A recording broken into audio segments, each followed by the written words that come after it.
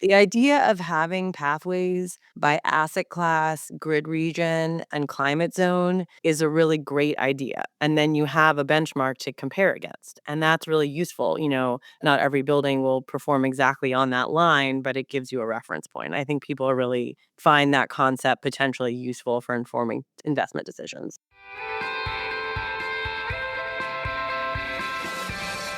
Hello, and welcome to this special episode of the REIT Report, the final episode of our Building to Zero special series on the real estate industry's journey to reduce emissions from the built environment to zero. Watch out for news on what comes next for our real estate sustainability podcast episodes in 2025. I'm Jessica Long, NAREIT's SVP for Environmental Stewardship and Sustainability, and joining me today is Elena Alschuler, Head of Sustainability in the Americas for LaSalle Investment Management. In addition to her day job overseeing sustainability strategy and reporting for LaSalle's real estate portfolio in the Americas, Elena recently served as the working group chair for the CRREM North America project. She was also recognized as NAREIT's Industry Impact Award winner for her work to support progress in developing tools and resources used by building owners to create value and communicate with the investment community about decarbonization planning and transition risk. Welcome, Elena. Thanks so much for having me. So I'm so excited to have you here on this final episode of Building to Zero because it has been such an important year for the work that has happened in this space. And I want to make sure as we look ahead as to what comes next, we really understand how we got to where we are today and what we've learned through this process. I was hoping, as you and I have spent a lot of time together over the past few years talking about this, I want to make sure that we have the opportunity to really share with the listeners what that journey has looked like and what has brought us to the place we are today. I was hoping you could start just by rewinding about 2 years ago with how the idea for the North America project came to be. How did you first learn about CRREM and what led you and the other project supporters to approach ULI about starting the North America project? Yeah, a couple years ago, we were having conversations individually with other people, with each other at different industry gatherings, and we were all kind of hearing the same thing that a lot of our investors were starting to look at these CRREM curves and CRREM analysis on our portfolios. And we all like the idea of having some more forward-looking target setting that we can all use as a benchmark to compare against in terms of planning energy and carbon performance into the future where we're expected to be. But when we started looking at our portfolios against this particular set of curves, a lot of us were getting really crazy results. Like we just couldn't do it. And we were trying to tell our investors and the broader community, and it wasn't working, and asked questions about it. And a lot of people were confused. And so we all got together. I think it was 12 peers, including LaSalle. And we all decided to co-fund a working group to get everyone together to talk about it. So we approached CRREM in Europe about this, and then we refunded ULI to do the industry engagement and LBNL to do the technical work. We had 5 working groups with over 100 people attending each. It was great. Yeah, and one thinking back to where we started because we really have come so far, and I'm excited to share a little bit about the work that came out of that process. But one of the flaws in applying CRAM in the U.S. was really the geographical coverage. There was, I think, 8 major markets that were covered across the entirety of the U.S. and Canada. And if your building was located outside of New York, D.C., Dallas, San Francisco, the few markets that actually had these curves, then you were like making these broad approximations and saying, oh, maybe this building is close to this market, but it really just was not representative of the vast amount of real estate in the US that was held in commercial portfolios that were having these conversations. Can you talk a little bit about how the North America project addressed some of those fundamental flaws and how CREM was being applied in the US? Yeah, I think that the 2 big things that we worked on for US and Canada, I should say, we did have project partners from Canada, and the Canada GBC and RealPAC organizations helped organize a lot of their members to participate, and they had the same issue there of just a couple Canadian cities. And so the big thing that we worked on, probably 2 areas, one was the covering the full geography of the US and Canada, and the other one was the input assumption data. And so, as you know, like we're big countries, there's a wide variety of climate zones, and there's also variation in energy grids and what the energy grid mix looks like. And so, we wanted to cover all of that accurately. If you're going to be using this as an investment tool, you want to be precise about these important information. And then the other area was really information about the building stock. So we went through and tied the median starting point for the building today to Energy Star Portfolio Manager and CBEX, which is the main standard that we use for everything else here in the US and Canada, and ties to the Energy Star score of 50, which is widely accepted to be or represents the median building in the US. So we trued up all those inputs. We trued it up to the standard projections that the US federal government makes for future grid intensity as well, so that everything sort of ticks and ties with the latest and most industry standard input data. Yeah, and so one of the tools that's amazing that the team working on the project put together was the ability to search by zip code. So now you can enter the zip code of the building and you get this sub-region that was created that kind of brings together the grid region and the climate zone and gives you a lot of information that didn't used to exist about how that building might operate from an energy and carbon performance standard. Yeah. The idea of having pathways by asset class, grid region, and climate zone is a really great idea. And then you have a benchmark to compare against. And that's really useful. Not every building will perform exactly on that line, but it gives you a reference point. I think people are really find that concept potentially useful for informing investment decisions. I think it's so exciting. I think it's one of the biggest steps of progress being made in how we think about building performance in a long time because of really taking into account this three-dimensional chess, as I like to say, that you're playing with a building, where it's located, how it's operating, and where it's drawing its power from are three major inputs that now we have information brought together in a scientific process to tell us more. But the project was specific to making those changes, the inputs into the CRREM model, and it was not in scope to make changes to the CRREM methodology or the way that CRREM was really thinking about this global downscaling of carbon. And we can talk a little bit more about, again, getting back to fundamentally what is CRREM trying to do and what aspects were out of scope of this project, which are still at the core of some of the limitations about how CRREM could be used in the market. Yeah, and the process of engaging everyone to really dig into the methodology and clean up the geographic and input side of it helped us understand the other areas that could be better optimized to really work the way people want to use it and practice here. And so that kind of fits into a couple buckets. One of them is stranding, quote unquote, is not a binary thing. And a lot of people want to just shorthand it to is it above or below the curve and call it stranded, but it's a benchmark. And so it really is about distance from the curve, as well as this is just a measure of EY and carbon. So it's performance related transition risk. It's not regulations, insurance, technology change, market demand, and all these other elements. You can have a building that's above the curve and still be able to sell it and lease it just fine, right? And we can't simplify to being stranded that much. And I would say that the CRREM partners who are leading that project would actually agree with this. But the way it's being implemented in the market is a lot of people want to jump to that. And so that's an industry education thing.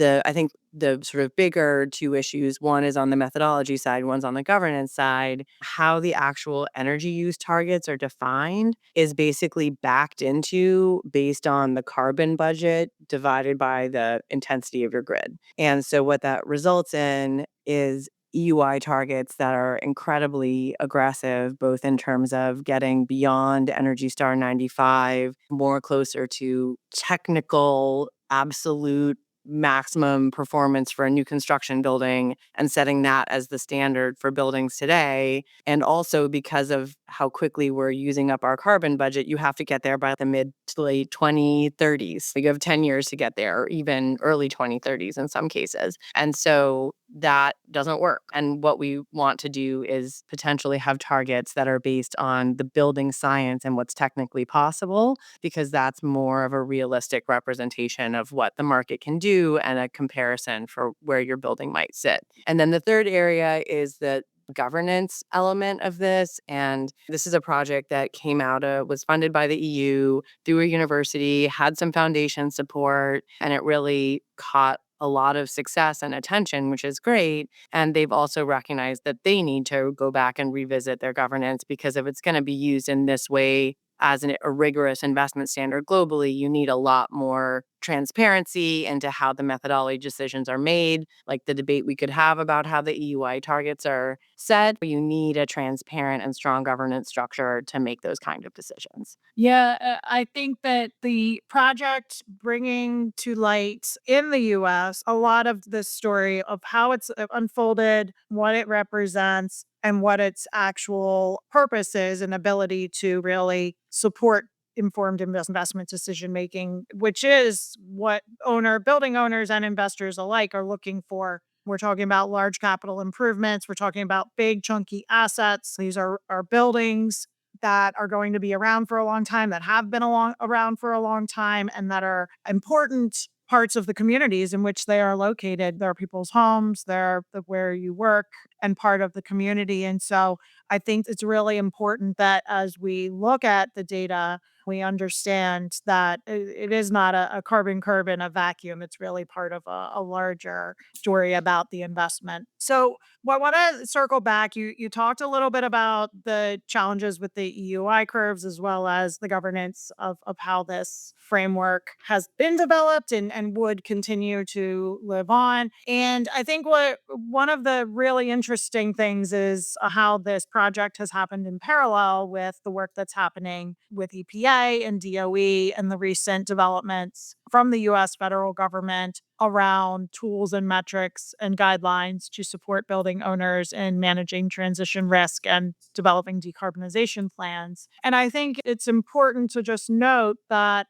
these frameworks took a long time to roll out. Energy Star has been around for a long time. I don't want to misquote when the start of Energy Star was, but I would say it's been over 2 decades of supporting building owners in benchmarking energy use. And the US building sector, the US private real estate sector, has really been a great partner with the federal government in developing these tools. And the EPA runs Energy Star. They are launching soon the next gen certification, which is designed to certify low carbon buildings that are on the path to achieve ZEB, which is the zero emissions building definition that DOE has put out. And these are all very new programs that are just now coming out onto the market. And so what kind of feedback did you get from the industry through this process about kind of tools that are out there and what is most useful to building owners in their efforts?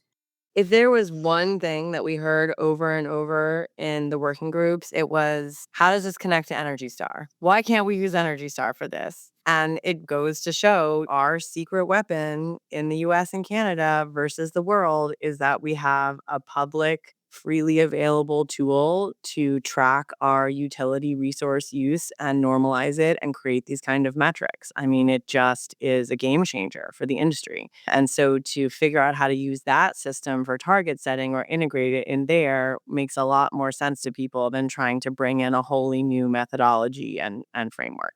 And Energy Star already has their regular certification at 75, which represents the top 25th percentile of buildings compared to peers, as you know. And now they've added the next gen certification, which includes minimum on-site fossil fuel use as well as minimum renewable energy use, and is really their definition of what a building means to be on track or on its way to net zero. And then there's a federal definition of a zero energy building at the end of that line. And those milestones have already been established. And I think that's what people really want to sort of orient around in terms of referencing their own decision making. Just to give an example, let's say you had a high-rise multifamily building in a cold climate and it had an Energy Star score of 50 today, which is a median building, right? And you implemented replace the entire facade with new windows, replace all of the HVAC stuff. Maybe you are able to electrify the heating, but not the boilers, or you do one this time and one next time, kind of halfway to electrification and make, all Energy Star appliances and all the stuff, right? Got renovation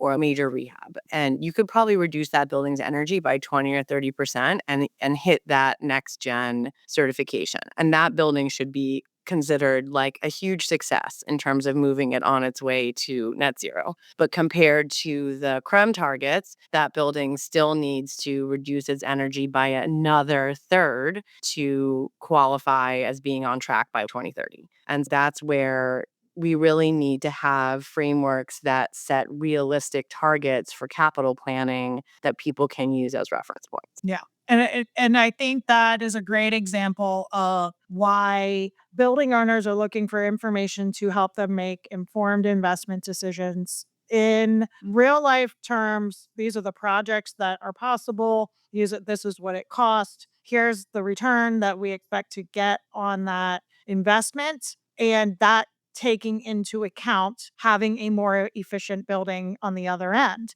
Where the building owner that makes all of those improvements that you just listed is not only going to be doing that, but they're going to be making it a more modern, more inclusive, more accessible building for the community, for the occupants that. That's a value add business case right there. You're repositioning that building. Yeah. And I think that one thing that we want to make sure to keep it at the center of the conversation is what is in control of the building owner. Yeah. I think that continue to outreach and support efforts to decarbonize the grid, but really ultimately making sure that building owners are being assessed and buildings are being assessed for what is within the scope of the building. And really being able to communicate how that building is now more energy efficiency and contributing to reducing global emissions is part of, again, what ultimately I think we all globally want to be able to do is to tell that story of how our real estate investment portfolios are generating returns as well as part of the global efforts to decarbonize. I think that, as you mentioned at the top, and we can talk about it a little more, the market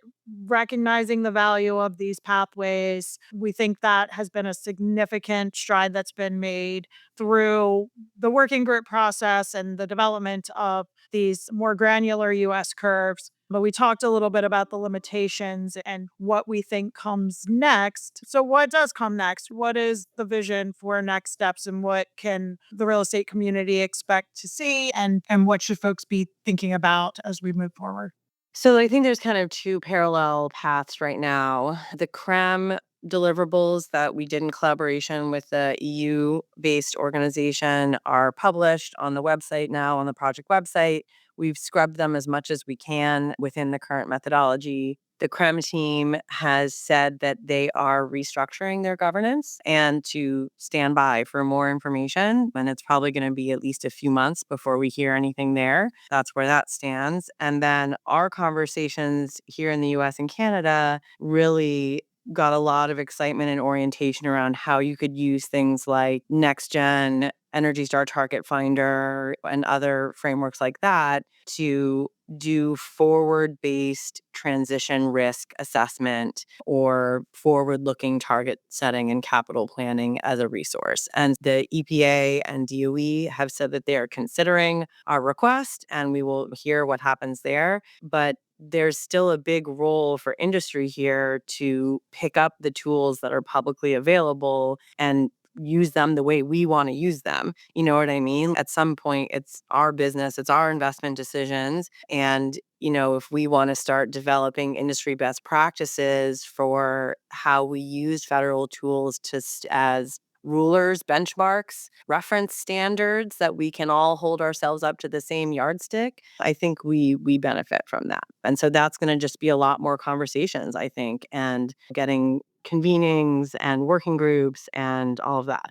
And I look forward to continuing the conversation with our Real Estate Sustainability Council. Our RESC members have been very active in providing feedback, not only through the CRREM working group process, but also to Science Based Targets Initiative and GRESB and other frameworks that are seeking to use CRREM and other tools to support the real estate industry in having more productive conversations about this topic. I think there's definitely a lot more to come. I think we've learned so so much. And I think we had a great kind of boost from being able to partner with CRREM to understand more about how this has unfolded in Europe over the past 10 years. And now we see, I think this is really the jumping off point for the conversation in the US to move from what has been an energy efficiency focused conversation to more of a holistic carbon reduction and overall building performance. It's good energy efficiency too. It's just forward looking planning. And we're all trying to make decisions on